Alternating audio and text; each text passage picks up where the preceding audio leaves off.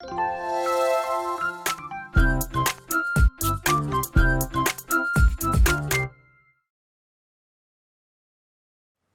잠시 후 행복한 아침에서는 한 주간의 핫한 연예 소식을 전해드리는 연예 라이브 준비되어 있고요. 네, 그리고 최근 핫한 인물을 초대해 솔직 담백한 이야기를 들어보는 스타 초대석 이어집니다. 저희는 광고 후에 다시 돌아올게요. 잠시만요.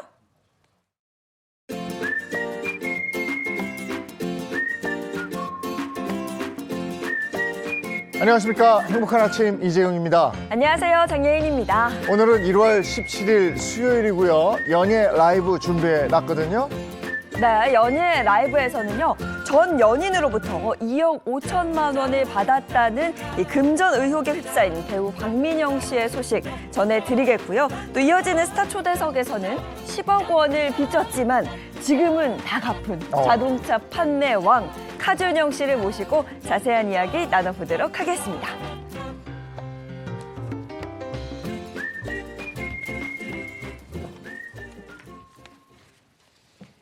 네, 화제 이슈를 발빠르게 전해드리는 모닝 브리핑부터 시작하겠습니다. 김성환 시사평론가와 함께합니다. 어서 오세요. 네, 안녕하세요. 안녕하세요. 네, 첫 번째 이슈부터 전해주시죠. 네, 첫 번째 이슈는 살충제 대량 살포입니다.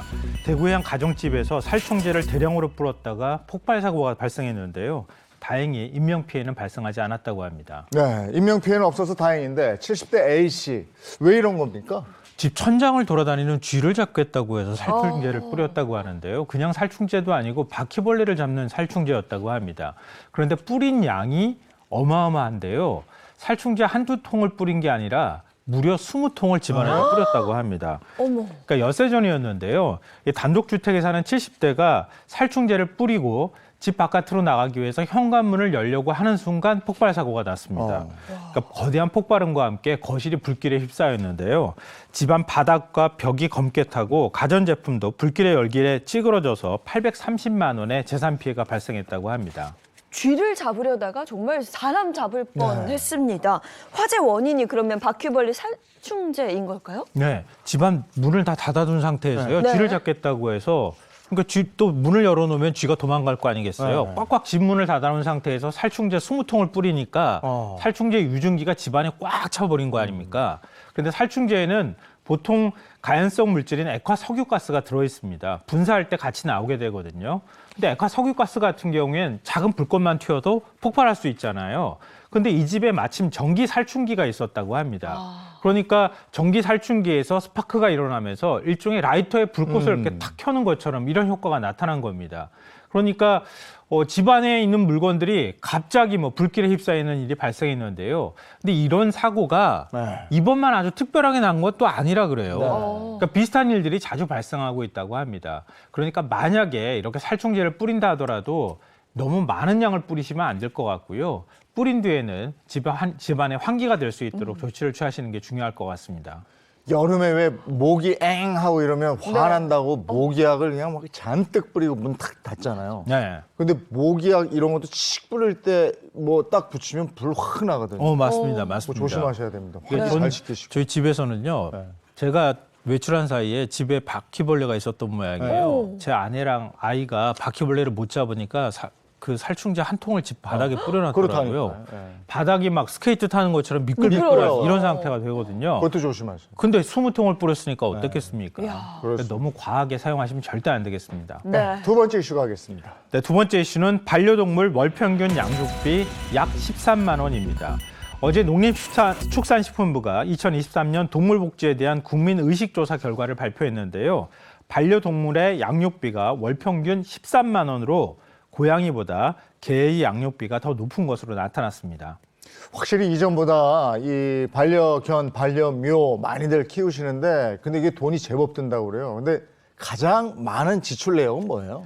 혹시 가슴으로 낳아 지갑으로 모신다 이런 얘기 들어보신 적 있으세요? 아, 지갑으로 모셔. 저도 네. 공감합니다. 네. 그렇죠. 반려동물 가정에서는 아마 이게 무슨 얘기인지 잘 아실 겁니다. 그냥 일반적인 사료에 관한 문제라기보다는요. 병원비가 굉장히 많이 듭니다. 그러니까 병원비 때문에 동물 병원에 못 가겠다 이렇게 하는 불만스러운 얘기들도 많이 나오는데요. 왜냐하면 적정 가격을 알 수가 없습니다. 동물병원 같은 경우에. 사람 같은 경우에는 국민건강보험이 있기 때문에 의료 수가가 딱 정해져 있잖아요. 근데 동물병원은 그런 게 없잖아요, 아직은. 그러니까 먹이는 게 값이 돼버리는 겁니다. 그러니까 동물병원마다 가격도 천차만별이고 또 여러 가지 뭐 질병이 발생한다 하더라도 뭐 한 번 가면 몇십만 원씩 병원비를 사용하는 경우가 많이 있다고 하는 것이죠. 그러니까 반려동물의 월 평균 병원비로 반려동물 가정에서 한 43,800원 정도를 쓰는 것으로 집계가 됐습니다. 네.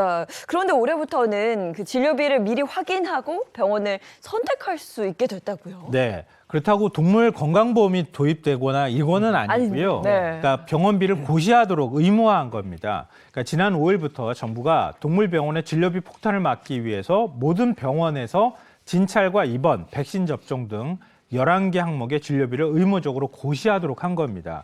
그러니까 고객이 쉽게 확인할 수 있도록 눈에 잘 띄는 접수 창구에 진료비 안내문을 붙여두거나 병원 홈페이지에 병원비를 올려둬야 하고요.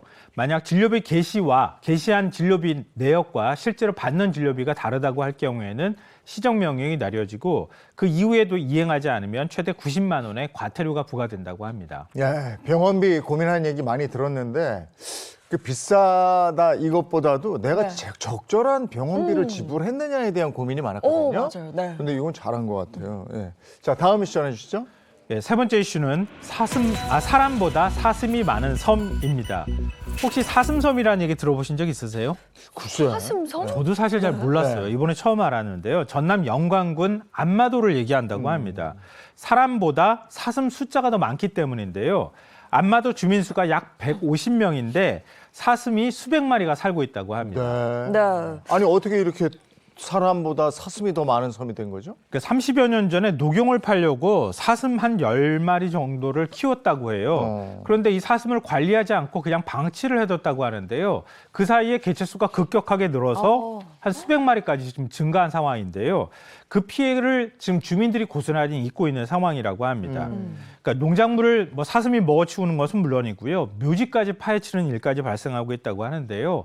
참다 못한 주민들이 지난해 7월 국민권익위원회에 집단 민원을 제기했고요. 권익위와 농식품부, 환경부가 두 차례 걸쳐서 직접 현장 조사를 하기도 했다고 합니다. 네. 보통은 사슴을 보면 귀엽다는 말이 먼저 나올 텐데 네. 아마 주민들은 절대 그렇지 않을 거예요. 이렇게 피해를 입는 민원이 발생하기 전까지는 그 어떤 조치도 없었다고요. 네, 조치를 취할 수가 없었다고 하는 게 맞는데요. 그러니까 사슴 한 마리는 귀여울 수 있겠지만 수십 마리, 수백 마리는 그럼요. 귀엽지 않을 수 있잖아요. 네. 그러니까 주민들 입장에서는 이거 어떻게 좀 처리해 줬으면 좋겠다 이렇게 얘기를 했는데 법적인 근거가 없었다고 해요.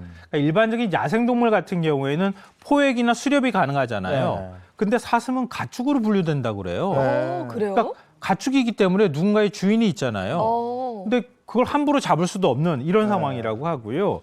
그래서 어쩔 수 없이 주민들은 함부로 잡을 수 없으니까 사슴을 막기 위해서 밭에 울타리를 치거나 이런 것 외에 달리 할 수 있는 방법이 없었다고 합니다. 예. 글쎄 그렇게 하면 해결이 되는 거예요? 어떤 해결 방법이 있어요? 여러 고민들 아마 네. 부처가 모여가지고 해법을 고민했던 것 같아요. 근데 국민권익위원회가 해법을 찾았다고 합니다.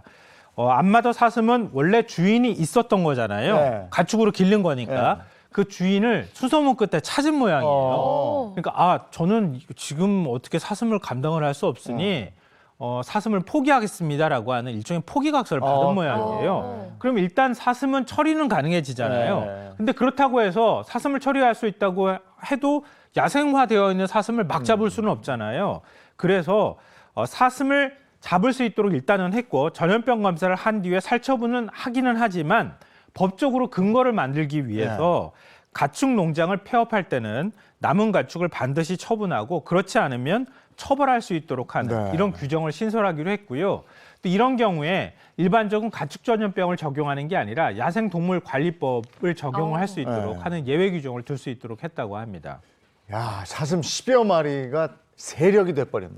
그렇죠. 예? 아니 무섭던데요. 몰려다니는 거 거의 보니까. 저 섬을 장악해버렸어. 네. 근데 그런 경우도 있잖아요. 고양이 섬 이런 것도 있잖아요. 알죠. 고양이도 원래 야생에 있는 건 아니잖아요. 주민이 한두 마리 들어왔는데 개체수가 급격하게 늘어가지고 고양이가 섬에 막 다 돌아다니 이런 일들도 발생하잖아요. 요즘 산에 가도 봉우리마다요. 네. 여기는 고양이들이 딱 있는 데가 있고 어디 봉우리 가면 또 개들이 막 들개들이 막 있고. 네. 우리 반려동물 앞서서 말씀드렸던 것처럼 반려동물도 마찬가지고 가축도 마찬가지고 사람이 관리해야 되면 그 책임이 끝까지 뒤따른다는 생각도 해주셔야 될 것 같아요. 예. 네.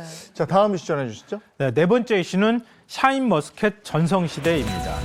요즘 마트 가서 샤인머스켓 사보신 적 있지 않아요? 값이 좀 떨어진 것 같은데. 그렇죠. 네. 그런 느낌 받으실 거예요. 요즘 과일값이 금값이 됐다 이런 네. 말을 하고 있는데요. 샤인머스켓만은 예외인 상황입니다. 그래서 자연스럽게 사과나 배 이런 과일보다는 샤인머스켓에 자꾸 손이 갈 수밖에 없는 상황이 됐는데요. 네. 그러니까 샤인머스켓을 이렇게 가격이 떨어지다 보니까 지금 설을 앞두고 있는 상황이잖아요. 설 대목을 앞두고 비싼 배와 사과 대신에 샤인머스켓이 명절 선물 세트의 자리를 차지하고 있는 상황이라고 합니다. 지금 방금 이제 이재용 아나운서가 샤인머스켓의 값이 좀 떨어진 것 같다라고 네. 말씀하셨는데 제 기억에 샤인머스켓은 뭐 과일계 에르메땡이라는 별명까지 아, 이거 비쌌죠, 있었거든요. 예전에. 이 에르메땡도 샤인머스켓처럼 되면 얼마나 좋을까 이런 생각을 좀 문득 해봤는데요. 네. 그만큼 가격이 사실은 많이 내려간 거예요. 이렇게 명품 이름까지 붙었던 과일이 된 이유가 있는데요. 그러니까 보통 두세 송이가 든 2kg 평균 소매가가 지금 23,000원 정도에 판매되고 있거든요. 근데 이거보다도 제가 체감적으로 느끼기엔 좀 더 싸게 판매되고 있는 것 같아요. 그런데 2년 전에 이거보다 가격이 한 2배 정도 비쌌어요. 네, 네. 그러니까 그때 가격하고 비교하면 한 44% 정도 싼 네. 거고요. 가장 비쌌을 때하고 비교하면은 한 절반 이하 가격으로 떨어졌거든요. 그러니까 자연스럽게 다른 가격에 비해서 과일 가격에 비해서 많이 싸졌구나 이런 생각을 하면서 많은 분들이 구매를 할 수밖에 없는 상황이 된 겁니다. 예. 아니, 얼마 전까지만 해도 어떤 집에 갔는데 샤인머스켓을 내면 오, 그래, 맞아요. 이거 먹고 살아? 막 그랬었거든요. 네. 근데 어떻게 2년 만에 44%나 떨어진 거예요? 그러니까 샤인머스켓의 고향은 일본이라고 볼 수 있는데요. 일본에서 처음으로 만들었습니다. 그런데 2016년 일본에서 들어온 뒤에 한 2018년에 전국 포도밭 재배 면적이 한 7% 정도밖에 안 됐거든요. 샤인머스켓이. 그러니까 자연스럽게 가격이 비쌀 수밖에 없었겠죠. 그런데 5년 사이에 전체 재배 면적의 43%를 샤인머스켓이 차지했다고 합니다. 오. 샤인머스켓을 너나 할 것 없이 다 재배에 뛰어들면서 그러면서 가격이 떨어지는 현상이 발생하고 있는 겁니다. 네. 이번엔 샤인머스켓이 포함된 이런 선물 세트가 굉장히 많아질 것 같다는 생각이 좀 들어요. 유통업계가 이런 기회를 놓칠 리가 없겠죠. 당연히 샤인머스켓이 들어간 과일 선물 세트를 지금 준비하고 있는 상황인데요. 한 5만 원대 이하 선물 세트가 가장 많이 팔리잖아요. 네. 그런 가격대가 그런 가격대를 가지고 있는 과일 선물 세트를 지금 연달아 출시할 계획을 갖고 있고요. 한 백화점의 경우에는 샤인머스켓을 포함한 과일 세트 수량을 2019년도에 비해서 6배나 늘릴 계획을 갖고 있다고 할 정도입니다. 이번 설 차례상에는 샤인머스켓이 주인공이 될 것 같은데 사과하고 배는 왜 이렇게 오른 거예요? 그러니까 아마 지난해 기후가 어땠는지 아시는 분들은 다 아마 이해하실 수 있을 것 같아요. 이상 기후로 뭐 비도 많이 내렸죠. 엄청나게 더웠죠. 네, 맞아요. 이러면서 과일 작황이 굉장히 안 좋았던 거예요. 사과와 배 생산량이 전년 평년 대비 한 30%가량이 줄었습니다. 그러니까 그러다 보니까 자연스럽게 가격이 뭐 2배씩 뛰고 막 이런 현상이 나타나고 있는 건데요. 그러니까 설 선물 세트 가격도 이 사과와 배의 경우에 지난해에 비해서 최대 60%까지 지금 오른 상황이라고 합니다. 네. 근데 뭐 이렇게 선물 세트 이야기 나오니까 정말 설이 머지 않았구나라는 생각이 드는데요. 어제 정부가 다가오는 설 민생 안정 대책을 또 발표했다고요? 대책 안 발표했으면 큰일 날 뻔했죠. 네. 왜냐하면은 요즘 안 오른 게 없다고 할 네. 정도로 다 올랐잖아요. 네. 설 명절 밥상에다가 뭘 올려야 될지 모른다. 이런 하소연들이 많이 들리고 있는 상황입니다. 그러니까 정부가 840억 원의 예산을 투입해서 성수품 가격 부담을 크게 덜어주겠다 이런 계획을 발표했는데요. 사과와 배에도 기존에 이제 할인해 줄 수 있는 정부 예산이 투입되곤 했었어요. 근데 그걸 한 20% 정도에서 30%로 한 10%포인트 정도를 높이기로 했다고 하고요. 그래서 농협이 과일 선물 세트 한 10만 개를 최대 20% 싸게 판매할 예정이라고 합니다. 이 외에도 다른 농축수산물도 최대 60%까지 할인받을 수 있도록 정부가 예산을 투입한다고 합니다. 네, 알겠습니다. 오늘 모닝 브리핑 여기까지 하겠습니다. 김성환 시사평론가와 함께했습니다. 고맙습니다. 네, 고맙습니다.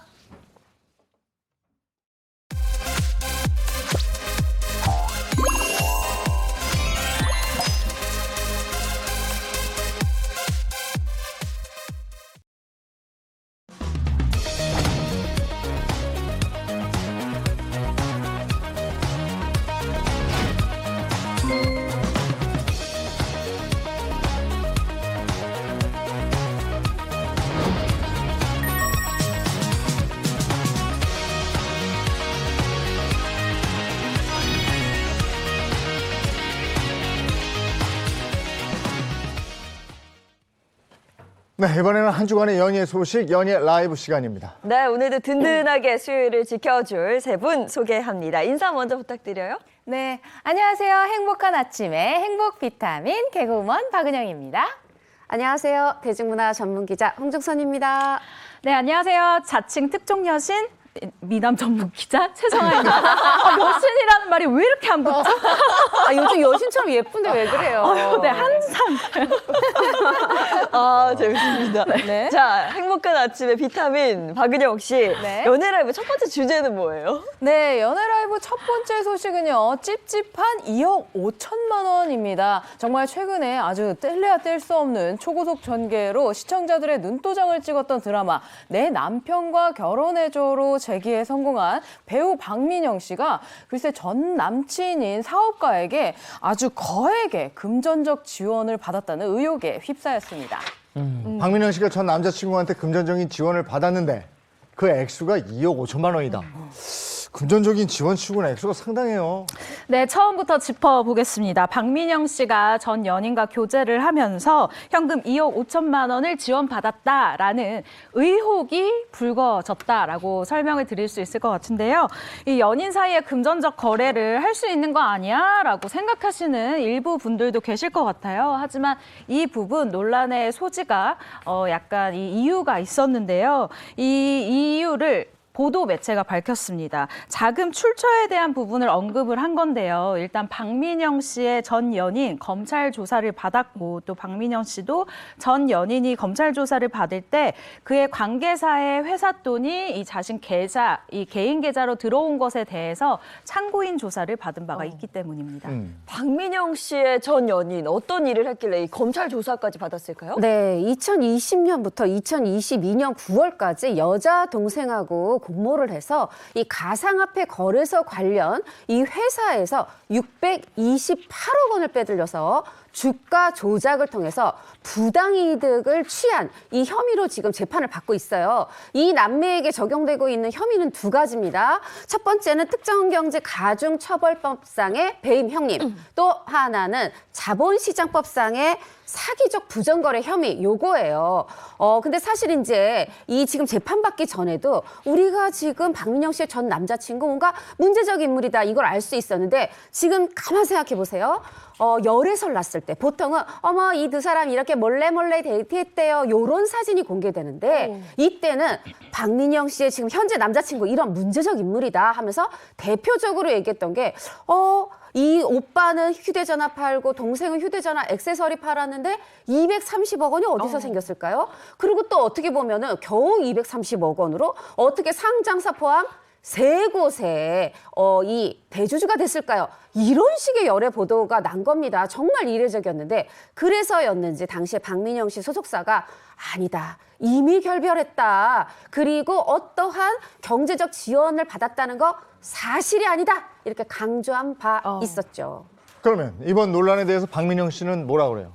네, 박민영 씨 소속사가 먼저 입을 열었습니다. 이번에 이 박민영 씨 배우 개인 계좌에 2억 5천만 원이 송금이 된 것은 맞다. 하지만 이는 전 연인에 의해 배우의 계좌가 사용된 것일 뿐이고 돈은 배우의 생활비로 사용되지 않았다. 이는 지난해 2월 검찰 참고인 조사에서 명백히 밝혔다라고 입장을 내면서 의혹에 대해서 해명을 했고요. 박민영 씨 본인도 자신의 SNS를 통해서 입장을 밝혔습니다. 진심은 반드시 통한다라는 말을 믿는다라고 하면서요. 팬들을 걱정 말라라고 하면서 다독이는 모습을 보였습니다. 네. 자, 그런데 차명 계좌 역시 불법 행위잖아요? 불법 행위고 네. 처벌받는 행위예요. 우리나라가 금융실명제 도입한 이후에 만약에 차명계좌 개설 행위를 했다. 이러면은 이게 징역 5년 이하, 5천만 원 이하의 어떤 처벌을 받을 수 있습니다. 처벌의 어떤 관건 제일 중요한 핵심 사항은 고의성이에요. 고의성은 뭐냐면 내가 내 이름으로 차명계좌 개설해주면 근데 이게 불법 행위로 쓰일 줄 알면서 개설해줬다. 이러면 처벌받고요.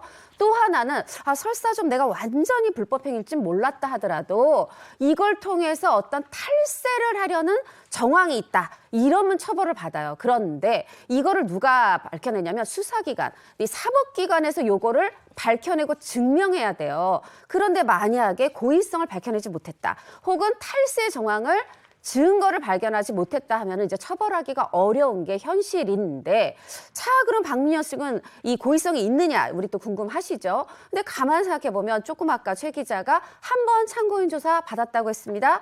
그런데 지금까지 아직 한 번도 추가 참고인 조사를 받지 않았어요. 그렇다는 건 아무래도 이런 사법적인 처벌의 범위 바깥에 있다, 우리가 이렇게 좀 가늠해 볼 수 있는데, 그러나 또 연예인입니다. 대중의 사랑을 받아야 하죠.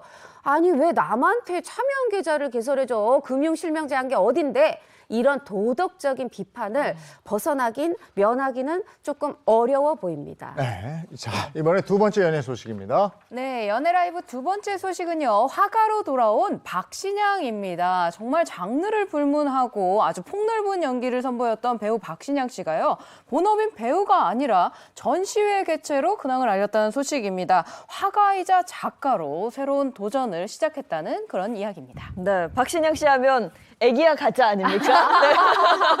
네. 옛날 생각나는데 네. 박신양 씨 연기를 굉장히 잘하는 걸로 알고 있는데 박신양 씨의 모습을 저희가 몇 년간 못 봤던 것 같아요. 네, 박신양 씨 96년도에 영화 유리로 데뷔한 이후로 정말 연기파 배우로 우리 애기 장예인 씨를 포함해서 많은 이 여성 시청자들에게 사랑을 받은 바가 있는데요. 사실 2019년도 드라마입니다. 동네 변호사 조들호 2죠. 이제 재화벌에서 정말 활약을 마치고 이 연기를 제대로 다 펼치고 나서 현재까지 활동을 하지 않고 있습니다. 최근 한 방송에서요, 연기에 대한 그림은 없느냐라는 질문에 이렇게 대답을 하는데, 뭔가 공식적인 이 발언을 해야 될 것 같은 대목이다. 사실 저한테는 연기든 그림이든 똑같은 표현이기 때문이다. 아직은 그런 게 없다. 하지만 좋은 캐릭터가 있으면 열심히 검토하겠다라는 솔직한 대답을 내놨습니다. 박신양 씨는 취미 정도가 아닌가 봐요. 그림. 뭐든 하면 좀 열심이고 진심인 사람이죠. 박신양 씨가 그림 그리기 시작한 거 벌써 10년이 됐다고 합니다. 근데 뭔가 이렇게 혼자 하다 보면 아니야, 나 선생님한테 스승한테 좀 제대로 배워야 되겠어, 이런 생각 들잖아요. 그래서 2021년에 안동대학교 일반대학원, 말하자면 직장 다니면서 병행하는 특수대학원이 아니라 우리 학생들이 지원하는 그런 일반대학원 미술학과 서양화 전공에 이 석사과정에 지원을 했어요. 그리고 최종 합격을 했다, 이런 사실이 알려지기도 했는데, 이렇게 공부까지 제대로 해 가면서 차근차근 화가로서의 길을 걸어왔고, 그렇게 해서 10년 동안 그린 수많은 그림 중에 한 130점 정도, 요 정도 추려가지고 화가로서 당당히 전시회를 개최하기도 했습니다. 네, 그런데 이런 박신양 씨가 그림을 그리면서 숨 막힌 적이 있었다 그래요? 네, 연기를 공부할 때 예술에 대해서 굉장히 진지하게 논하는 그 시간이 너무 그리웠다라는 박신양 씨입니다. 그런데 이 부분을 사업적으로 경제적인 부분을 끌고 들어오면 숨이 탁 막힌다는 거예요. 그림 판매를 하자라던가 그림 사업을 해보자라는 이야기를 들을 때 그렇게 숨이 탁 막히는 그런 기분을 느꼈다고 합니다. 최근 한 인터뷰에서요, 이런 질문을 받았는데 그림을 팔 생각이 없느냐라는 질문이었죠. 여기에 박신양 씨가 어느 집 거실에 걸릴 기대는 전혀 없다라고 그림 판매에 대한 기대가 없음을 밝힌 바가 있습니다. 전시회도 하고 예술에 대한 탐구로 이제 배우기도 하고 막 이랬는데 판매 계획은 없다, 이런 얘기예요? 그렇죠. 우리가 이제 생각하면 화가 하면 좀 그걸로도 돈 많이 버는 거 아니야, 이렇게 생각하기 쉬운데, 박신양 씨가 화가로서 제일 많이 듣는 말이 이거라고 그래요. 에이, 그림이 너무 커. 한 50호, 60호 요 정도 적당한 크기로 그려야 잘 팔리지. 이렇게 얘기하거나, 그림은 자고로 이게 가장자리까지 꼼꼼히 칠해야지 가치가 있는데, 아유, 가장자리가 칠해져 있질 않네. 요런 얘기를 듣는다고 해요. 요런 이제 얘기에 비춰보면 어떤 팔리는 그림, 잘 팔리는 그림을 목표에 두고 있다, 그렇지 않다, 요게 조금 짐작이 되는데요. 그렇지만 그럼 왜 하느냐? 혼자서 취미로, 그게 아니라 박신양 씨 얘기입니다. 그림이든 연기든 결국 이런 예술들은 보다 많은 사람들에게 보여지고, 그리고 사람들에게서 이 정서적 반응을 일으키게 하는데 목적이 있다. 말하자면 본인은 하는 어떤 잘 팔리는 화가가 아니라 대중에게 그림을 선보여드리고 그들의 마음속에 정서적 반응이 일어나는 그 일을 목표로 두고 있다 이 얘기인데 결국 아까 최 기자도 저 지금 그림도 연기랑 똑같이 이 예술행위 하고 있어가지고 드라마에 연기에 목마르지 않아요 이렇게 얘기를 했는데 지금 나는 예술하고 있다 이런 얘기를 하시는 것 같아요. 아, 팬으로서는 연기하는 모습도 그립긴 한데 또 화가로서의 모습도 응원하겠습니다. 자, 이어서 세 번째 연애 소식 들어볼까요? 네, 연애 라이브 세 번째 소식은요. 나 혼자 산다입니다. 2018년에 이혼을 하고요. 싱글맘으로 쌍둥이 아들을 키우고 있던 배우 박은혜 씨가 아니 요즘 나 혼자 산다고 밝혀서 궁금증을 자아내고 있다는 소식입니다. 쌍둥이 아들 있잖아요. 네. 그 양육자가 바뀐 거예요? 일단 맞습니다. 박은혜 씨 대신에 쌍둥이 아들을 돌봐주는 사람은요, 바로 박은혜 씨의 전 남편입니다. 이 얼마 전에 박은혜 씨의 전 남편과 쌍둥이 이 아들들이 함께 유학길에 오르게 된 건데요. 박은혜 씨가 이 때문에 혼자 생활을 하게 됐다고 합니다. 박은혜 씨 전 남편과 쌍둥이 아들들이 유학을 떠난 이유 궁금하실 것 같은데요. 준비했습니다. 영상으로 함께 보시죠. 제가 저학년 때부터 계속 얘기를 했어요. 얘네는 외국 가서 좀 한 몇 년이라도 있다가 오면 어떨까, 영어 좀 배우고 이렇게 해서. 근데 그때는 이제 본인 하는 일이 너무 안 된다, 이제 막 일 때문에 안 된다 했는데 이제는 이번에는 먼저 연락이 와서 아무래도 중학교에 가는 게 좀 걱정이 되니 그럼 자기가 한 2년 정도만 가서 한번 봐주겠다. 이래서 제가 너무 고맙다 그러고 그랬죠. 아무래도 이혼을 하면서 전 남편과의 사이는 좀 멀어졌을 텐데 어떻게 아들과 함께 유학을 보내게 됐을까요? 제 주변에도 이런 분들이 있는데 이혼 후에 사이 더 좋아지는 분들이 있어요. 특히 이제 사이에 어린 자녀가 있을 경우에 더욱 그렇던데 박은혜 씨도 좀 그런 것 같아요. 이혼 후 우리는 오히려 사이가 더 좋아졌다 이렇게 얘기를 하는데 그래서요 아이들도 이렇게 얘기를 한다고 그래요. 엄마랑 아빠 사이 좋은데 왜 같이 살지 않아? 이렇게 물어볼 정도로 사이가 좋고 박은혜 씨도 얘기를 합니다. 이제 수년 동안 어린이날에 같이 만나서 놀이공원도 가고 아이들 생일이면 또 만나서 밥을 먹곤 했다. 이렇게 얘기를 한 적이 있습니다. 네, 박은혜 씨는 쌍둥이 아들 성교육을 위해서 성교육 강사를 또 집으로 부르고 뭐 이런 적도 있다면서요? 그렇죠. 아빠가 딸에게 알려줄 수 있는 게 조금 한정이 된 만큼 엄마가 아들에게 알려줄 수 있는 부분도 어디에선가 탁 막히는 걸 느낀 것 같아요. 박은혜 씨가요.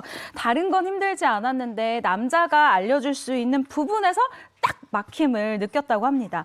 왜냐하면 엄마인 박은혜 씨도 이 가르칠 수 없는 부분이 있는데 예를 들어서요. 화장실에서 어떻게 해야 하는지 이 부분에 대해서 딱 막혔다는 거예요. 그래서 박은혜 씨가 이 남아 전문 성교육 선생님을 집으로 부르게 된 건데요. 이 상담을 하면서 엄마도 여자니까 샤워하고 옷 다 입고 나오라 이런 교육부터 시작해서 아주 기초적인 것들이 다 교육을 받았다고 합니다.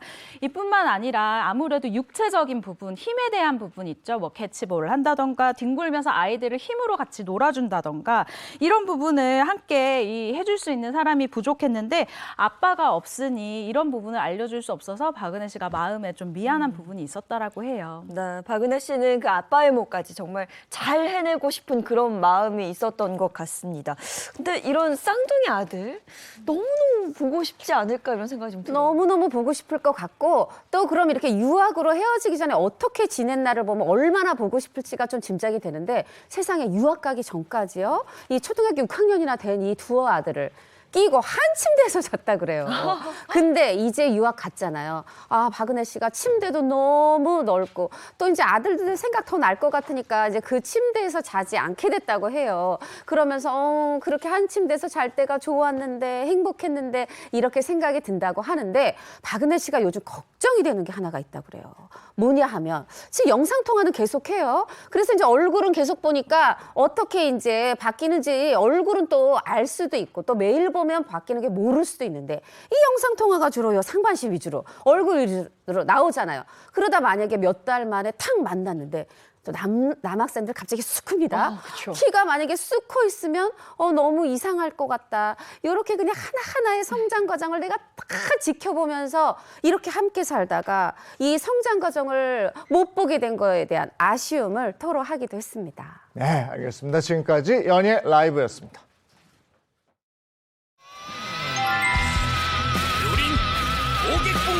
역사적 사명을 띠고 이 땅에 발을 디뎠다. 많은 고객들의 마음속 어두운 장막을 거두어낸 오늘 이날을 잊지 마시오.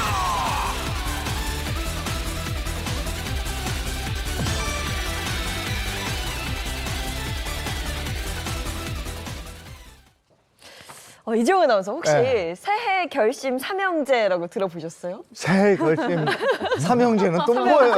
네? 제가 알아봤는데요. 네. 공부, 운동, 독서가 새해 결심 삼형제라고 합니다. 한마디로 뭐 누구나 한 번쯤은 다 다짐하는 그 새해 다짐이란 얘기죠. 네, 참 말도 잘 만들고.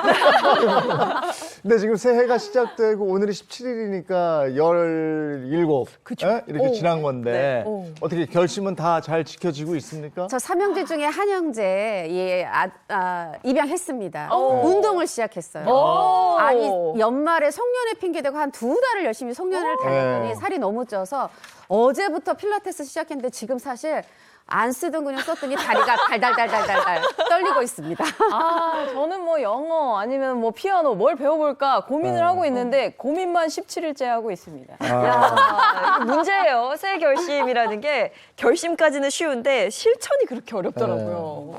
자, 모두 비슷한 걸 느끼고 계실 것 같습니다. 맞습니다. 네. 네, 이럴 때 새해 결심을 실천을 좀 끝까지 꾸준히 해보는 방법이 있다 그래요. 두 가지가 있는데, 자, 첫 번째는 회피, 결심, 피하기. 어머, 말이 너무 어렵죠? 근데 들어보시면 또, 그거 하실 거예요. 예를 들면, 나 올해 술 마시지 않을 테야. 금주 결심하기보다 퇴근 후에 술 한 잔보다는 따뜻한 차 한 잔 해야지. 이렇게 뭘 하지 말아야지가 아니라 뭘 해야지로 바꿔보라는 거예요. SNS에 내가 너무 지금 이거에 시간을 너무 많이 쓰고 있어. 나 SNS 좀 줄일 거야. 안 할 거야. 이게 아니라 나 잠들기 전에 좀 명상을 해봐야 되겠다. 이런 식으로 묵은 어떤 해묵은 습관을 버려야지가 아니라 실천할 수 있는 새로운 활동 목표를 잡아보시라는 겁니다. 그러면 좀 더 실천이 쉽고요. 또 하나는 너무 먼 장기적인 계획 세우지 마시고 실천할 수 있는 월간 단위, 주간 단위로 예를 들면 나 올해 10kg 빼겠어. 이거보다는 한 달에 1kg 빼야지. 일주일에 내가 250g씩 뺄 거야. 이런 식으로 좀 뭔가 손에 잡히는 목표로 계획을 좀 나눠서 해보시면은 연말이 됐을 때 어머 나 좀 해냈네 요렇게 되기가 쉽다고 제가 아니고 전문가들이 조언하시네요. 근데 계획이나 실천이 좀 흐릿해질 때 제 경험상 가장 중요한 건 자극이거든요. 자극. 이게 누군가의 스토리를 보면서 야, 저 사람 저렇게 하는데 나도 분발해야 되겠다. 이런 거.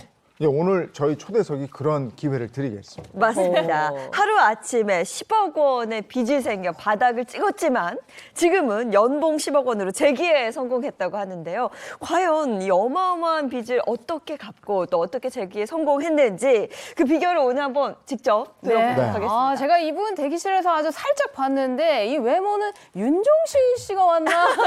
아니 개그맨 선배님이 왔나? 약간 이런 생각이 들었는데 이분 인성 아주 마음만은 아주 조인성 씨 그런 뺨치는 마음을 가지셨더라고요. 네, 전국 자동차 판매왕입니다. 그리고 너튜버 카준영 씨를 여러분께 소개해 드릴 텐데 어서 오십시오. 정식으로 소개를 좀 해주십시오. 안녕하십니까. 차의 진심인 남자 카준영입니다. 에너지 들어오는데. 반갑습니다. 예, 반갑습니다. 반갑습니다. 반갑습니다. 그리고 이가 아주 하얘요. 자, 자동차 판매왕이에요. 그러면 자동차를 몇 대나 팔아야 되는 겁니까? 제가 이전에 근무했던 네. 제이사에서 연간 200대에서 300대 사이를 판매하고요. 연 매출은 182억 정도. 대단하다. 이 정도로도 대단하죠. 근데 가만 생각해 보세요. 우리가 이제 자동차 그 브랜드를 말할 수 없지만 그 제이사가 네. 제가 또 어제 열심히 포탈 검색해봤습니다. 차종이 6개밖에 되지 않고 이게 누구나 남녀노소 이렇게 누구나 탈 수 있는 게 아니라 굉장히 좀 뭔가 클래식카예요. 그러다 보니까 세상에 이 차 팔려고 하면 누구나 이렇게 선뜻 살 수 있는 차가 아니고 좀 차도 크고 멋있게 생겼고 이래가지고 이 차 한 대를 팔려면 얼마나 진심을 다했을까 제가 그것까지 생각해 보니까 이 200대, 300대, 이 182억 원이 더 크게 느껴지더라고요. 이렇게 이렇게 파셨으니까 요즘에 거리에 이 차가 많이 보이는구나. 아, 그런가 봐요. 어떤 차인지 알 것 같기도 하고요. 자, 그럼 본격적인 이야기 시작해보기 전에 우리가 새 결심을 성공으로 이끄는 게 왜 어렵다고 생각하시는지 그것부터 좀 들어볼게요. 이 새해 결심에 실패하는 이유는 진심하고 간절함이 없기 때문이라고 생각합니다. 진심과 간절함이 없기 때문에. 네. 그러면 오늘 이제 얘기를 쭉 들어보면 네네. 진심과 간절함이 생기는 거죠. 네. 알겠습니다. 시작하겠습니다. 인생에 진심을 준 카준영. 네, 은영 씨가 준비한 게 있어요. 네, 제가 오늘 준비한 주제는요, 우리 카준영 씨의 진심을 팝니다입니다. 아, 정말 들으면 들을수록요, 아주 뼈가 되고 살이 되는 그런 우리 카준영 씨의 인생 이야기 제가 한번 준비를 해봤습니다. 네, 그럼 첫 번째 키워드부터 한번 보겠습니다. 네, 카준영 씨와 관련된 첫 번째 진심 키워드는요, 월 400만 원입니다. 월 400만 원. 이게 첫 번째 키워드예요? 네, 우리 카준영 씨 정말 진심을 팔 기회를 얻기 위해서요. 3년 동안 아주 발레 파킹을 10시간 동안 했다고 그래요. 근데 그 발레 파킹 10시간 끝난 후에도 대리운전을 6시간이나 했다고 합니다. 지금 16시간 동안 일을 했는데요. 그런데 그렇게 죽도록 일을 했는데 월 400만 원 이상 벌지를 못했다고 합니다. 아니, 자동차 판매왕으로 연 매출 182억 원을 벌었다. 앞서 우리가 그렇게 소개하고 알고 있는데 네. 여기서 첫 번째로 나온 얘기는 대리운전과 발레 파킹으로 400만 원? 이건 무슨 얘기입니까? 제가 2019년 그 10월 30일까지 발레 타고 대리운전으로 이렇게 투잡을 했습니다. 근데 이렇게 투잡하게 된 이유는 가장 믿었던 지인한테 사기를 당해서 빚이 10억 정도가 생기게 되었습니다. 아니, 그냥 사기를 당해도 슬플 텐데 가장 믿었던 지인에게 사기를 당했습니다. 이게 어떻게 된 일일까요? 아니, 일단 이 사람 잡았어요? 예, 잡았습니다. 지금 어떻게 하고 있어요? 잘 먹고 감옥에 가 있습니다. 감옥에서 1년 4개월 정도 살고 나왔고요. 남의 돈 지금은 10억을 그렇게 했는데. 지금 우리가 생각하는 뭐 드라마나 영화에서는 죄를 지으면 그에 합당한 벌을 받는데 네. 현실에서는 그렇지 이 않죠. 경제사범들이 너무 사기죄가 가볍습니다. 그러니까 제가 누누이 얘기하는 맞아, 거예요. 맞아. 그러니까. 사기를 치고 경제사범들 남의 정말 피눈물 흘리게 하고 네. 가정 망가지고 이랬는데 그쵸. 잠깐 살다 와서 또 잘 살아. 너무 잘 사는 아니, 말도 안 되네. 카준영 씨 말도 스토리를 안 좀 돼. 아는데 그냥 10억 빚이 아니에요. 본인이 가지고 있는 집이고 차고 네. 다 팔아서 갚고 남은 게 10억이에요. 아이고. 그때 얘기를 좀 듣고 싶어요. 어떻게 하다가 그렇게 사기를 당하게 됐는지. 초반에 이제 뭐 기땡 자동차에서 이제 시작을 하셨다고 들었거든요. 네, 맞습니다. 그 K사 자동차에서 영업사원으로 시작해서 이게 너무 잘 돼서 수입 L사 자동차로 가서 이제 또 전국 판매왕을 하고 또 기사에서 스카우트해서 있어. 이제 결혼한 기사, 어. 네 여러분들이 좋아하는 그 동그라미 마크 회사에서 잘 됐었습니다. 근데 결혼했는데 와이프가 울더라고요. 자기 너무 힘들고 너무 불행하다고. 또 왜 그러냐고 물어봤더니 매일 새벽 5시에 출근하고 뭐 밤 10시, 11시에 들어오고 이게 반복되니까 가정에 소홀할 수밖에 없었습니다. 그래가지고 이제 아내의 권유로 사업을 시작해서 강남에 렌트카 회사를 차렸습니다. 근데 꿈이 있었어요. 네. 좋은 아빠, 좋은 남편이 되고 싶었는데 그 믿었던 지인이 이제 공동 대표를 해서 또 가족 간에 생활하면서 멋있게 행복한 생활을 해보자. 또 이렇게 해서 그 말에 그냥 훅 넘어가서 공동 대표를 했는데 이제 그분의 그 꾀임에 넘어가서 이제 가진 걸 모든 걸 날리고 집, 차, 뭐 제가 갖고 있는 시계, 심지어 넥타이까지 정리하고 또 빚이 많이 생겼습니다. 공동대표 했으니까 거기다 투자를 했다는 얘기인데 그동안 벌었던 돈을 다 투자한 모양인데 근데 혼자 다 이렇게 된 거예요? 그 분이 이제 자동차 등록증하고 뭐 법인인감 등록증 서류를 갖고 다니면서 은행권에서 대출을 많이 받아서 이제 만세를 부르고 감옥을 가셨습니다. 근데 이제 방금 말씀해 주신 것처럼 1년 4개월을 살았는데 살고 나와서 지금 너무 잘 살고 있다는 얘기잖아요. 그러니까요. 그것도 땅에다 묻어놓고 감옥 갔구만. 그죠?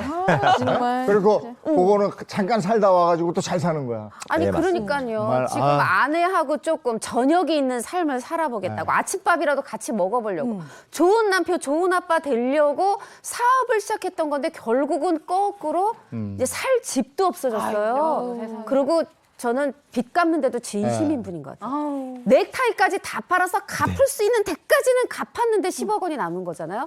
그렇지만 남의 빚은 최대한 갚았지만 오히려 가족에겐 아무것도 해줄 수 없는 상황이 됐으니까 너무 마음이 좀 좋지 않으셨겠어요. 그러니까 그래서 이제 대리운전하고 발레 파킹 하게 된 거예요. 네, 맞습니다. 예, 예. 그래서 그걸로 이제 생활을 하게 됐어요. 뭐 가지고 있던 뭐 모든 물건을 팔아도 빚이 남았잖아요. 근데 중요한 게 있습니다. 대리운전하고 발레 파킹은 오늘 일하면 내일 돈이 나와요. 아. 그래서 발레 파킹 같은 경우는 하루 10시간 일하면 그 3.3% 떼고 96,700원이 그 다음날 아침 10시에 매일 통장으로 입금이 돼요. 그래서 그 돈하고 대리운전 이제 열심히 뛴 게 20% 제하고 그 다음날 입금이 되면 어쨌든 가족은 부양하고 처자식은 먹여 살려야 되니까 이 가장 확실하게 돈이 나오는 게 이거였기 때문에 한 달을 기다릴 수 없고 그 다음 날 들어오는 맞습니다. 그래서 선택을 했는데 근데 이 정도의 상황이었으면 뭐 부모님이나 혹은 다른 가족들에게 뭔가 손을 내밀고 도움을 청할 수 있지 않았어요? 근데 저는 이때 저희 어머니가 한 말을 잊을 수가 없어요. 제가 돈 빌려달라고 몇 번 전화 드렸는데 더 이상 전화하지 말라고 무소식이 희소식이라고 잘 살고 있는지 알 테니까 그래서 느꼈어요. 잘 살다가 망하면 부모 자식 간에도 멀어지고 이렇게 힘들어지는구나. 그리고 주변에 있던 모든 지인들이 다 떠났죠. 그 신기루 사라듯이 한 번에 그냥 싹 없어져서 정말 무섭고 괴로웠었습니다. 전화하면 받지 않죠. 피하죠. 예, 안 받습니다. 돈 빌려달라고 할까 봐. 아니 근데 가족이 다 그랬어요? 너 힘이 돼준 가족은 없었어요? 아내하고 장모님은 든든히 곁에서 지켜줬고요. 당시 그 5평짜리 집에서 살았는데 바닥은 따뜻했는데 우풍이 너무 심해서 그 뜨거운 페트병에다 이제 페트병에다가 뜨거운 물 뜨거운 물 넣고. 넣고 수건으로 감싸서 이렇게 끌어안고 잘 정도로 힘들었었거든요. 근데 그 조언이나 충고보다 장모님이 항상 이렇게 감싸줬어요. 뭐 김서방, 뭐 힘들지, 뭐 고생하는 거 알아. 조금만 더 노력해봐 해가지고 아이고야. 그때 해준 그 공감 이렇게 따뜻하게 해줬던 말들이 지금도 아마 사무치게 가슴에 남아 있습니다. 예. 근데 진짜 대단하다는 생각이 드는 게요. 정말 눈앞이 깜깜한 그 상황에서 뭐 어떻게 보면 뭐 파산 신청을 하고 혹은 뭐 도망치고 이런 분들도 계실 것 같은데 그렇지 않고 끝까지 그 빚을 갚아낸 거잖아요. 네, 저도 처음에는 경험이라고 생각했어요. 이게 뭐 한 달, 2달, 1년, 2년, 3년 이런 경험 또 언제 해보겠냐 이렇게 했는데 이게 지속이 되다 보니까 정말 삶이 지옥처럼 너무너무 힘들었습니다. 그래서 도망가고 싶고 피하고 싶었는데 아내가 해준 말이 기억나요. 비겁하지 말자, 또 도망가지 말자, 핑계대지 말자 그래서 제 중심을 아마 잡아줬던 것 같습니다. 야, 오늘 아내분이 한번 나오셨어야 되는 거 아니에요? 야, 많이 배웁니다. 아마 지금 보고 응원해주고 있을 겁니다. 자, 은영 씨 그럼 두 번째 키워드 이어서 한번 보겠습니다. 네, 우리 카준영 씨와 관련된 두 번째 진심 키워드 바로 한평 화장실입니다. 이게 무슨 얘기냐? 제가 너튜브를 봤는데 우리 카준영 씨가 정말 진심을 전하기 위해서 포기하지 않고 대리운전을 했잖아요. 근데 그때 정말 잊을 수 없었던 그 공간이 바로 야외 한 평짜리 화장실이었다고 합니다. 이게 무슨 얘기냐 했더니 이 날이 밝을 때까지 4시간 동안 이 한 평짜리 화장실에 있으셨다는 일화가 있다고요. 이건 또 무슨 얘기야? 한 평짜리 화장실에서 4시간 동안 있었다? 이건 뭐예요? 제가 강남에서 이제 대리운전을 기다리고 있는데 7만 원짜리 콜이 딱 잡혔습니다. 그래서 신나서 와 상권이죠. 금요일 날 밤에 장거리구나 하고 딱 갔는데 이 잡힌 주소가 용인시 포곡면 그 애땡랜드 근처였어요. 근데 이제 신나서 막 가고 겨울이지 않습니까? 근데 산 꼭대기로 올라가더라고요. 그래서 손님 내려드리고 이제 산 꼭대기에서 내려오는데 한 3-40분 내려오는데 못 찾겠어요, 길을. 너무 어둡고 춥고 이게 편의점이라든지 무슨 건물이 있으면은 그게 그 아니니까. 추위를 피할 수 있는데 이게 아무것도 없으니까 근데 바로 딱 눈에 띈 게 그 한 평짜리 야외 화장실이 눈에 딱 띄었습니다. 그래서 그 안에 들어가서 이제 한 4시간만 버티면 추위를 피할 수 있으니까 이제 코는 마비돼서 그 냄새는 안 느껴져요. 근데 이렇게 몸을 흔들면서 추우면서 이제 시간 때우면 된다 했는데 또 막상 누가 두들기는 거예요. 한 1시간 정도 있는데. 무섭죠, 또. 근데 무섭고 분명히 그분도 저랑 같은 입장이지 않을까 해가지고 그 문고리 잡고서 그냥 갔으면 좋겠다고 그냥 계속 되뇌이고 기도하면서 그 버텼던 시간이 아마 가슴에 가장 남아있어서 저 어. 화장실 볼 때마다 가슴이 되게 아픕니다. 아이고. 아니 사실 깊은 산속까지 손님 모셔다 잘 드렸는데 대중교통 없으니까 걸어 내려야 되는데 사실 낮에도 이 산속 길을 찾기가 힘든데 길도 모르겠죠. 그리고 갑자기 누구 사람이나 짐승이 나타나면 어떠나 이것도 무서운데 정말 말씀하신 것처럼 한겨울이라 추위가 제일 무서운 상황.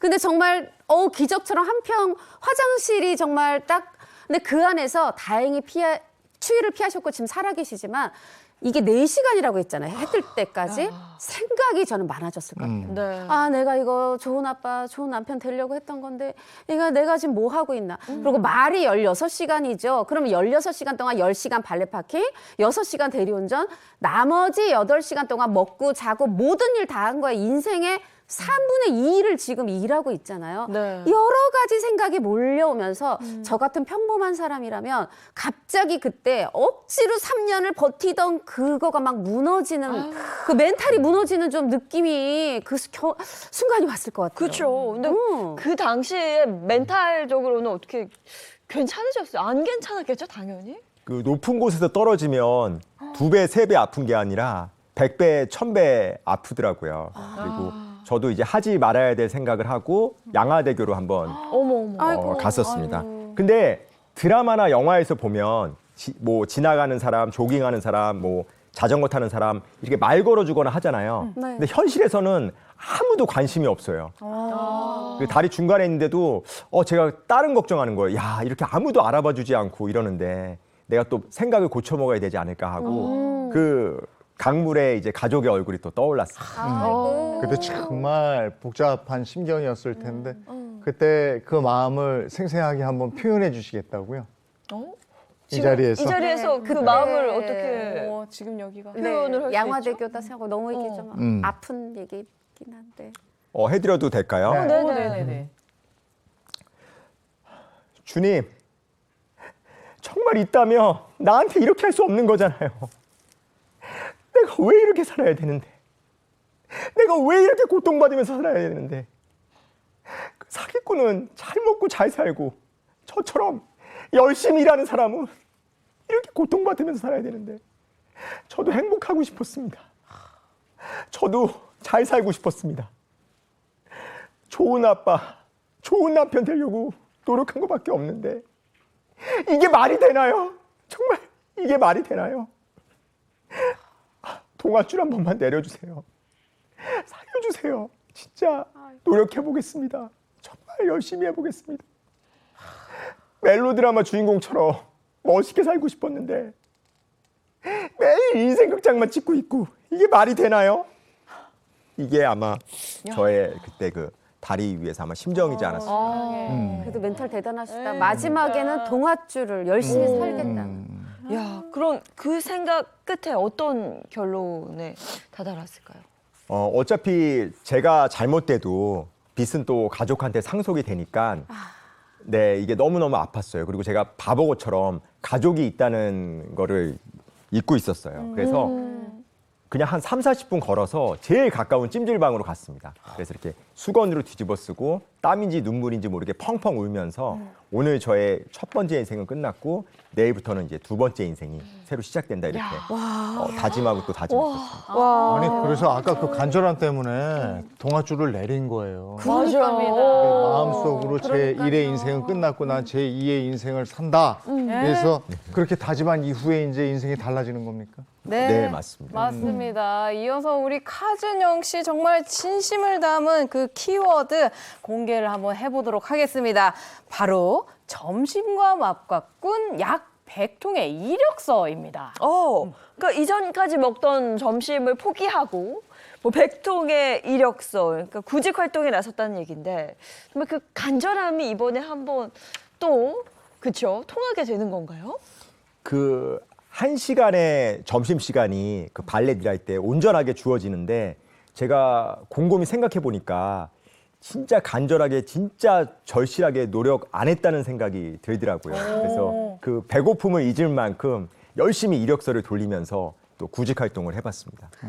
아니 보통 사람 같으면 16시간 일했으면 내가 노력하지 않았다 이렇게 생각하지 않을 것 같은데 오히려 나는 내가 정말 죽을 만큼 노력했던가 이렇게 반성을 했다. 어떻게 보면 양화대교에 죽음의 목전까지 갔다 오고 잠시 잊었던 가족을 다시 또 한 번 생각하고 이러면서 이 점심시간에 또 이력서 쓰고 또 가서 접수하고 이러신 것 같은데 저는 이 얘기를 들으면서 지금 16시간 일하는데 밥 먹어야지. 일하는데 맞아. 그 점심시간에 밥도 안 먹으면 이거 어떡하나. 저는 사실 이 생각부터 들었어요. 근데 우리가 오늘 처음에 새해 결심을 이루려면 이 진심과 간절함이 있어야 된다고 했는데 저 간절함이 정말 느껴졌고 이 카준영 씨의 말 중에 좀 유명한 말을 제가 알고 있거든요. 뭐예요? 말이요? 성공의 크기는 간절함의 크기다. 저 여기서 정말 저 웬만해서 포기 못하는 밥을 포기하신 걸, 점심을 포기하신 걸 보고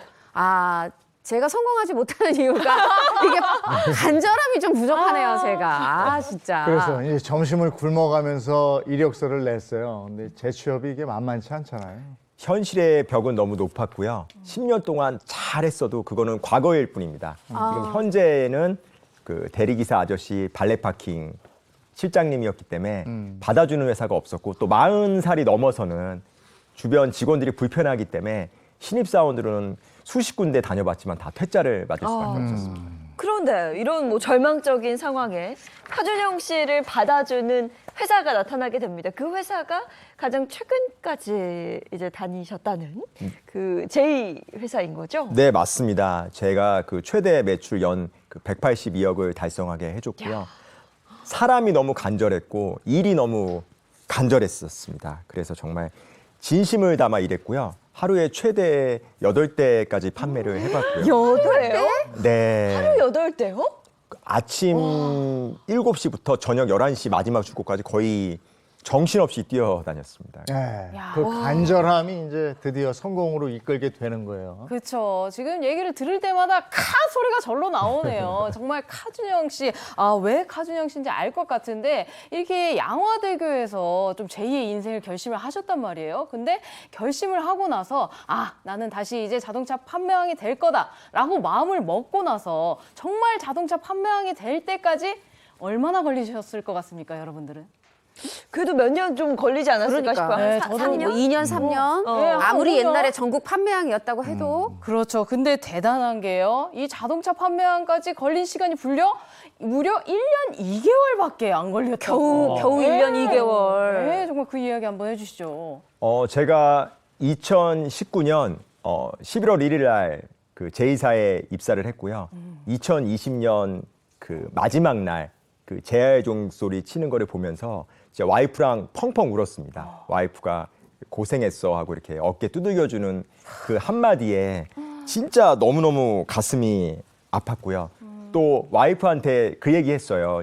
처음에 입사할 때 1년만 좋은 아빠, 좋은 남편이 못 되지만 아이들 좀 잘 케어해달라고 내가 최대한 노력해봤다고 했는데 와이프가 그 얘기 하더라고요. 1년만 미치기로 했으니까 내년에 안 미치겠네. 그래가지고 얘기했죠. 진작에 미쳤으면 정말 부자 되고 다른 삶을 살 수 있었을 텐데 그래가지고 앞으로 제 인생은 그냥 쭉 미치기로 했습니다. 아니 그런데 워낙 보니까 이 뭐 K사, L사에서도 굉장히 판매왕이셨고 워낙 자동차를 잘 파시는 분인 것 같긴 한데 근데 혹시 그것도 있었을까요? 아니 아까 그렇게 이미 판매왕인 사람인데도 지금 현재 발레 파킹 대리기사 한다고 안 받아줬다고 그랬잖아요. 그렇게 여기저기서 정말 수십 군데에서 흔히 말하는 까이다가 힘들게 재취업이 되셨기 때문에 더욱더 그렇게 열심히 차를 파실 수 있었던 걸까요? 이게 시한부 사는 사람의 심정으로 그 1분 2초가 너무너무 소중했었습니다. 그래서 재밌는 거는 새벽부터 밤 늦게까지 하면 이 전시장은 온전히 저만의 공간이기 때문에 뭐 아침 일찍 오시는 분이든 늦게 오시는 분은 제가 다 케어할 수 있으니까 너무너무 행복했고요. 다른 사람 근무 전 손님, 근무 퇴근 후 손님은 다 내 손님. 맞습니다. 그래서 이 얘기를 저희가 뒤에 한번 좀 자세히 좀 또 들어보려고요. 그래서 지금은 10억 빚은 다 갚은 거예요? 네, 빚은 다 갚고 야. 네, 인천에 아파트 한 채 샀습니다. 진짜 성공 스토리. 네, 정말 대단합니다. 제가 집 산 것 같네요. 네, 정말 정말 마음이 뿌듯한데요. 우리 카준영 씨와 관련된 네 번째 키워드 한번 보도록 하겠습니다. 바로 자동차 판매 왕의 고객 감동 서비스입니다. 야, 물론 뭐 예전에 전국을 휩쓴 자동차 뭐 판매왕 그 영업을 했었지만 그래도 1년 2개월 만에 이렇게 다시 영업왕의 자리에 오르기까지는 쉽지 않았을 거라는 생각이 좀 듭니다. 어떤 노력을 했을까요? 제가 그 2019년 11월 1일 날 입사해서는 매일 새벽 5시에 출근하고 늦게 퇴근하고 했는데 이 출퇴근 시간이 너무 아까워서 입사 2달 후부터는 그 먹고 자고를 했습니다. 전시장에. 아이고. 네?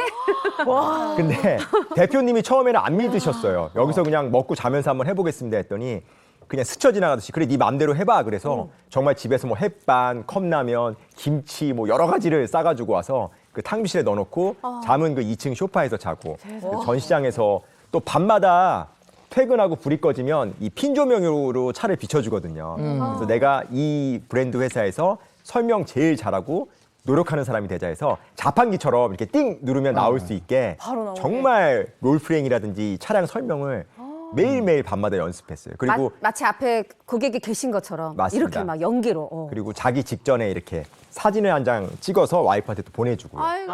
또 걱정할 수 있잖아요. 이 인간 그쵸. 밤에 나가서 놀 수도 있으니까. 놀까는 생각도 안 했을 그쵸, 것 그쵸. 같고요. 네. 아우, 마음이 아프셨겠다. 집에도 못 오고 이렇게 일을 하시니. 네.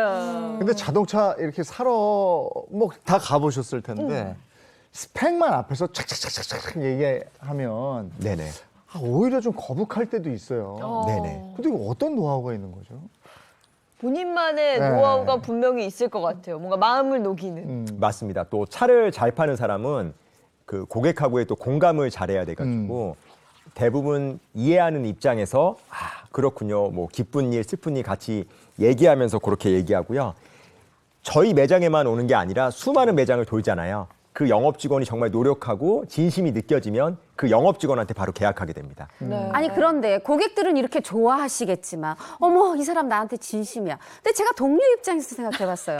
아니 뭐 혼자 너무 잘 팔아 집에도 안 가. 그러면 한 사람이 이렇게 열심히 일하잖아요. 나는 게으른 직원이 돼요. 그래서 실제로 주변에서 독사다. 회사의 기생충이다. 또 독종이다. 이런 소리를 들었다고 해요. 근데 그러면서도 나는 해보겠다 이러고 해가지고 불과 1년 2개월 만에 또 이렇게 대단해요. 판매왕이 영업왕. 된 건데 네. 어떻게 동료들하고 너무 이렇게 사이가 너무 나쁜 건 아니셨나요? 어떻게 지내셨어요? 제가 뭘 시키거나 지시한 거는 없어요. 제가 팀장의 직급이 있고 이사 직급이었지만 저 혼자서 오롯이 하려고 이제 새벽부터 밤 늦게까지 뛰어다녔고요. 따로 또 비서를 쓰지 않았습니다. 한 대 한 대 충실하기 위해서 정말 했었고요. 근데 그 진심이 그 고객분들한테 전달되는 게 느껴졌기 때문에 네. 아마 그게 판매로 이어지지 않았나 이렇게 생각이 됩니다. 네. 네. 자, 그럼 이제 비결을 한번 들어보죠. 네, 정말 그 비결 제가 한번 낱낱이 파헤쳐 봤는데요. 여러 가지 비결이 있었습니다. 그중에 첫 번째 비결, 절대 빈손으로 보내지 않는다라는 비결이 있더라고요. 이게 뭘까요?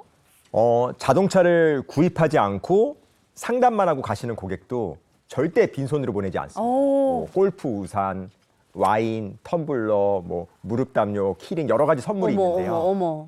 그냥 스쳐 지나가도 이제 선물 드리면서 저만의 또 필살기가 있습니다. 뭐냐면 요 손편지 아니면 엽서가 있어가지고 여기에 써놓습니다. 우리가 만난 게 인연인데 만일에 나중에 차를 구입하시더라도 저를 꼭 소개해 주시고 꼭 기억해 주십시오. 그러면 이게 마치 이렇게 홀린 듯이 나중에 꼭 전화가 오셔서 또 네. 차를 구입해 가시더라고요. 아니 사실 아이, 참. 요즘에 정말 그 손편지 받는 게 쉽지가 않거든요. 정말 진심을 다해서 쓰는 애인 손편지. 사이에도 손편지를 건네질 않는데. 세상에. 근데 사실 뭐 손편지 아니어도 제가 인터넷 쇼핑몰에서 뭘 샀는데 네. 이렇게 인쇄된 편지여도 들어있으면 맞아. 좀 기억했다가 다음번에 그 쇼핑몰에서 사고 싶은 맞아요. 그런 마음이 들더라고요. 그리고 와인이라는 글자가 아주 귀에 쏙 들어오네요. 그러니까요. 와인도 주시고. 아니 이렇게 설명만 들어도 뭘 주신다고 하니까 지금 당장 설명을 들으러 가고 싶은데 또 두 번째 비결이 있다고 합니다. 두 번째 비결이 고객의 정보를 최대한 활용해라. 이게 무슨 말인가요? 저의 휴대폰에 그 고객들의 정보를 여러 가지 넣어놓고요. 그리고 제가 그 시승할 때 USB에 제가 한 2,000곡 정도가 담겨 있습니다. 근데 이걸로 그 고객의 성향에 따라서 미리 음악을 준비해 놓습니다. 예를 들어서 뭐 젊은 커플이 오면은 사랑 노래, 목사님이 오면 뭐 CCM. 그다음에 이제 밤에 찾아오시는 분들은 이제 재즈풍의 노래 해가지고 그 손님의 성향에 따라서 음악을 틀어놓으면 더 좋아하시고요. 또 기억에 나는 고객이 한 분 있는데 그 새터민 고객이셨어요. 네. 또 탈북해서 어렵게 또 성공을 이루셨는데 이제 희승하면서 제가 그때 그 임영웅 씨의 이제 나만 믿어요 음악을 틀면서 딱 한마디 했습니다. 아파 본 사람만의 마음을 알 수 있습니다. 저도 고생 많이 했지만 저한테 구입해 주시면 제가 정말 누님처럼 믿고 잘 해드리겠습니다 해가지고 그 시즌 끝나자마자 계약서 꺼내서 바로 계약했습니다. 이제 저만 믿어요. 딱 이렇게 하셨구나. 계약하고 나서 그 이후에 사후 관리까지도 잘 해주시죠? 네, 맞습니다. 그런 게 또 노하우일 거예요. 맞아요. 맞아요. 그러면 또 소개로 이어질 네. 거고 또 너무 좋아하면서 또 추천을 또 해줄 수 있는 거니까. 그리고 또 이렇게 맞습니다. 아이들 데리고 오시는 고객분들도 계실 것 같은데 그러면은 이렇게 설명 잘하시고 길게 하시면은 그 애들이 또 엄마 빨리 집에 가 막 이럴 수도 있는데 그것도 어떻게 하셨어요? 동요를 틀어주나요? 아니요, 아이하고 오는 손님을 위해서 스케치북하고 크레스파스하고 색연필을 준비해놨는데 요거에 또 버전을 또 하나 업그레이드 해가지고 우리가 말하는 뭐 흔한 남매나 뭐 여러 가지 이런 캐릭터를 제가 파일로 복사를 많이 해놨어요. 자, 삼촌이 열심히 칠한 만큼 줄게 그러면 저 10장 칠했어요. 그럼 10장 다 가져가. 그럼 고객분들이 그 얘기하세요. 이사님은 또 우리 아이들한테도 동기부여를 주시네요. 그래가지고 아이의 마음을 움직일 수 있으면 부모의 마음도 같이 움직여요. 이야. 그 작은 거 마이쮸 하나 예를 들어서 뭐 포켓몬 카드 하나 네. 이 세심한 신경을 써드리면 그 고객의 마음은 이 사람이 되게 노력하는구나 뭐 열정이 있구나 해가지고 이렇게 훅 넘어오게 되고요. 정말 말도 안 되게 차는 저희 차가 마음에 안 들었는데 팀장님의 열정이 마음에 들어서 구입합니다 해가지고 그 스타벅스 카드에 제 인스타에도 있지만 그 이거 감사 편지를 써서 주시는 분들이 되게 많았어요. 부부싸움 하기 싫어서 구매하는 겁니다 이렇게 해가지고. 와. 근데 저는 그 특히 전시장에서 먹고 자고 하면서 영업을 했다, 판매를 했다 이 부분이 굉장히 인상적이었는데 그러면 새벽에도 누군가는 차를 구매하러 온다는 얘기잖아요. 그러니까요. 신기한 게 있습니다. 밤 늦게 전화가 오시는데 아침에 몇 시에 문 열어 몇 시에 최대한 빨리 갈 수 있어 그러면 제가 먹고 자니까 5시부터 문 열고 기다리겠습니다 그러면 정말 한 5시 반이나 6시쯤 오세요. 오셔서 정말 계약서만 쓰고 그 아메리카노 한 잔 마시고 차 막히기 전에 또 바로 가세요. 근데 또 출근 전에 하고 싶은 분도 맞습니다. 계실 또 테니까. 바쁘신 분들이나 시간을 쪼개서 쓰시는 분들은 이 새벽 시간이나 밤 늦은 시간을 너무 좋아하세요. 또 밤늦게 운동선수나 연예인분들도 또 찾아오시기 때문에 그쵸. 대부분 언제 제일 빨라요? 그러면 보통은 9시요. 이렇게 얘기를 하는데 5시. 그래서 그분들은 딱 전화를 해서 새벽 5시에 기다리겠습니다 하면 그 순간 이미 마음을 굳혔다고 하시더라고요. 그 순간에. 네. 그때 문을 여는 곳이 없으니까 빨리 가서 계약해야지 이 생각만 갖고 오시는 거고 또 나를 위해서 지금 업무 시간이 아닌데 나와줬구나 이 고마움에 아마 또 선택을 하실 것 같아요. 사실 제가 이제 여러 가수 좋아하지만 굉장히 좋아하는 그 남성 듀오 가수가 있어요. 굉장히 작사에서부터 노래할 때 안무, 춤추는 거 하나하나 정말 진심과 열정이 넘치는 판매왕이라는 노래를 부르는 여기까지 아직 모르시나요? 노라조 아시죠? 알죠. 노라조의 판매왕. 지금 우리 카준영 씨 얘기를 듣다 보니까 제가 여기서 지금 우리 막 조빈 씨가 왔다 갔다 합니다. 지금 노라조의 판매왕 듣고 싶네요. 이 노래 지금 나오고 있거든요. 우리는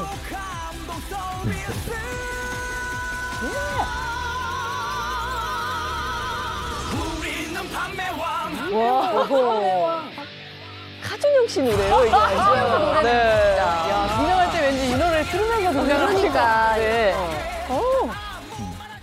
이야, 이게 노래가 있을 정도로 야, 판매왕 노래까지 들어봤습니다. 이렇게 뭐 현실의 벽에 부딪히면서 진심을 다한 결과 판매왕이 다시 됐습니다.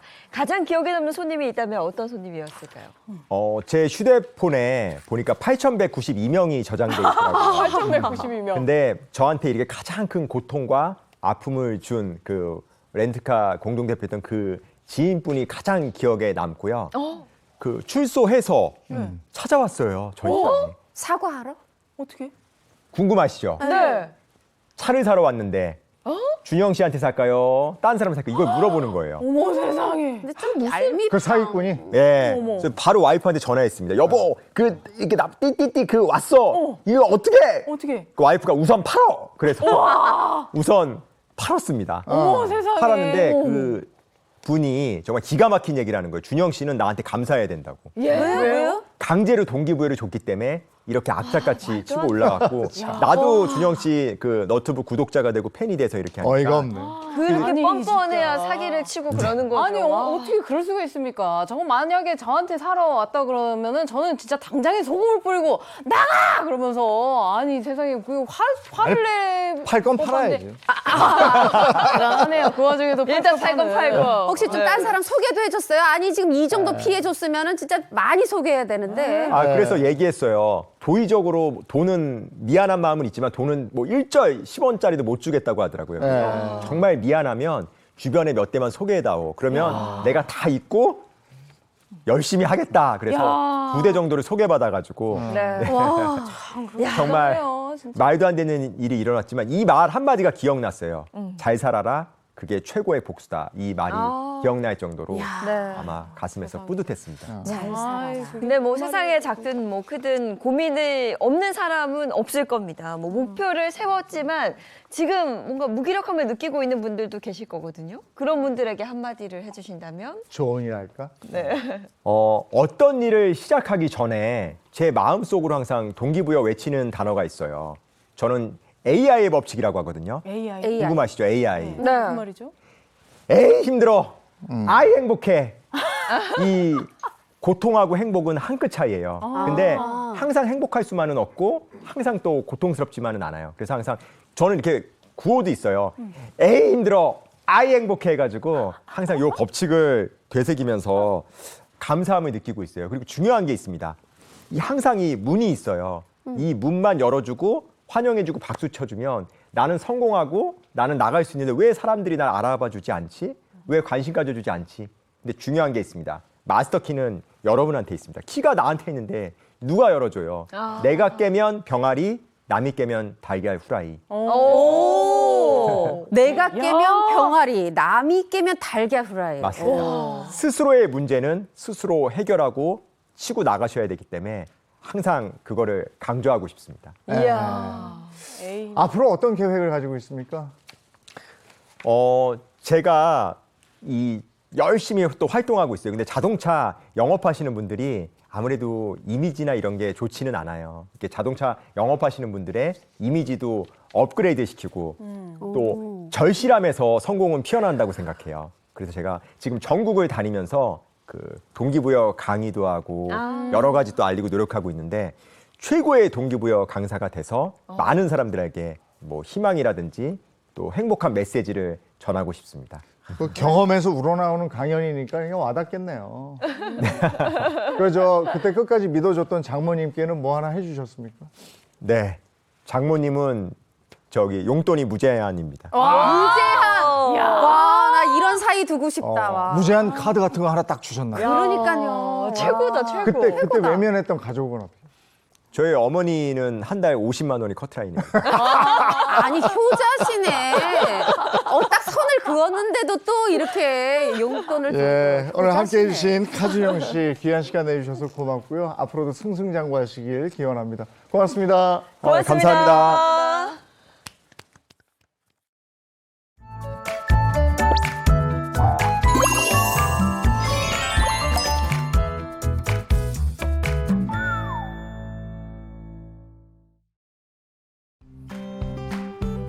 안녕하세요. 마지연입니다. 오늘은 하늘 표정이 흐립니다. 오늘 내일 전국에 눈비 소식 들어있는데요.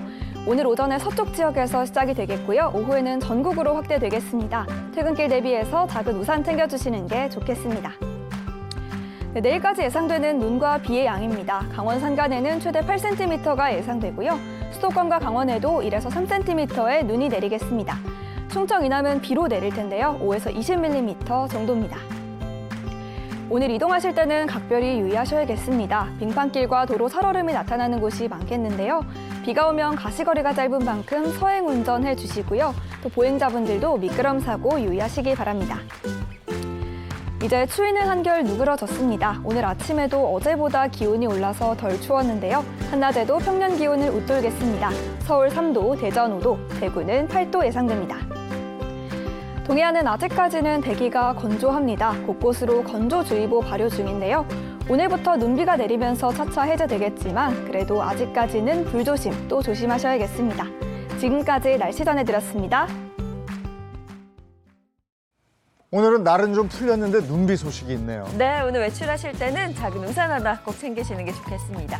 좋은 하루 보내시고요. 저희는 내일 아침 7시 30분에 돌아올게요. 행복한 아침, 행복한 하루 되십시오. 고맙습니다. 고맙습니다.